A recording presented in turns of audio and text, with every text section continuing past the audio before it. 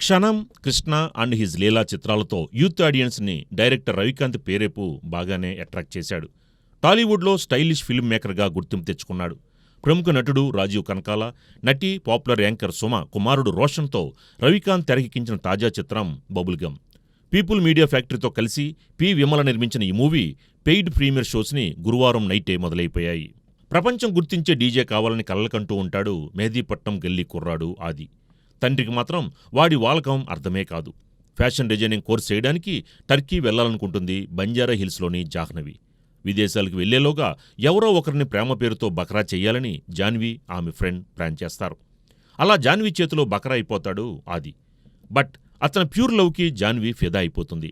తల్లిని కలవడానికి ఆదిని తీసుకుని గోవా వెళ్ళినప్పుడు ఇద్దరూ కమిట్ అయిపోతారు. కానీ పెళ్లికి మాత్రం జాన్వి మెంటల్గా ప్రిపేర్ అయి ఉండదు. పైగా అదే సమయంలో తన ఫ్రెండ్తో ఆది క్లోజ్గా ఉండడం చూసి అపార్థం చేసుకుంటుంది. తీవ్రమైన ఆగ్రహంతో ఆది దగ్గర ఉన్న తన కారు కీస్, క్రెడిట్ కార్డుతో పాటు అతను వేసుకున్న డ్రెస్సును కూడా విప్పదీయించి అర్ధనగ్నంగా ఇంట్లోంచి బయటికి గెంటేస్తుంది. అందరి ముందు తన పరువు ప్రతిష్టలను దిగజార్చిన జాన్వీపై ఆది ఎలా పగ తీర్చుకున్నాడు?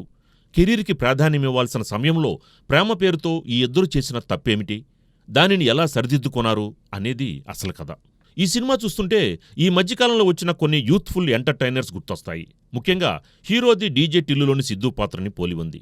అందులో మాదిరిగానే ఇక్కడ తండ్రి కొడుకుల క్యారెక్టరైజేషన్స్ ఉన్నాయి.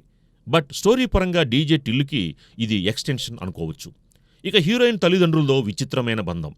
25 ఏళ్ల పాటు సహజీవనం చేసిన తర్వాత పెళ్లి చేసుకోవడానికి సిద్ధపడతారు.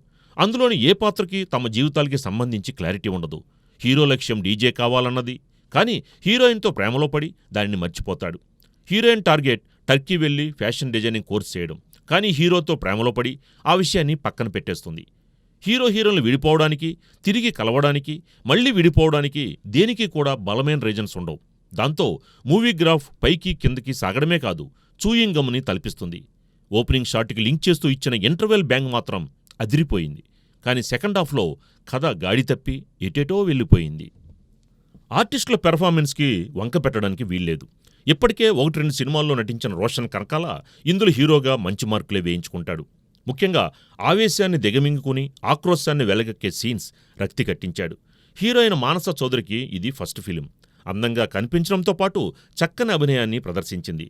హీరో తండ్రి పాత్రని సిద్ధు జొన్నలగడ్డ అన్నయ్య చైతన్య చేశాడు. అతనితో పలికించిన డైలాగ్స్ కాస్తంత ఓవర్గా ఉన్నా మరికొన్ని అవకాశాలు వచ్చే ఛాన్స్ ఉంది. హీరో తల్లి పాత్రని బిందు చంద్రమౌళి చేశారు. హీరోయిన్ తల్లిదండ్రులుగా అనుహాసన్, హర్షవర్ధన్ నటించారు. హర్ష చెముడు, కిరణ్ మచ్చ, అనన్య ఆకుల ఇతర కీలక పాత్రలు పోషించారు. బ్రహ్మానందం గెస్ట్ అపీరెన్స్ ఇచ్చారు.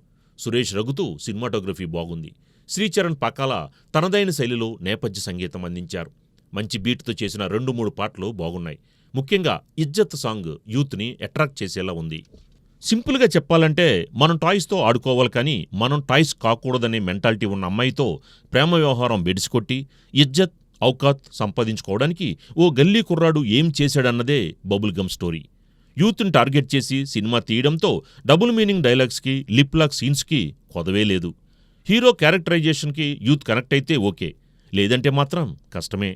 లవ్ కాదు కెరీర్ ముఖ్యం అని మెసేజ్నిచ్చే ప్రయత్నం దర్శకుడు చేసినా అది పెద్దంతగా రిజిస్టర్ అయ్యే ఆస్కారం కనిపించడం లేదు.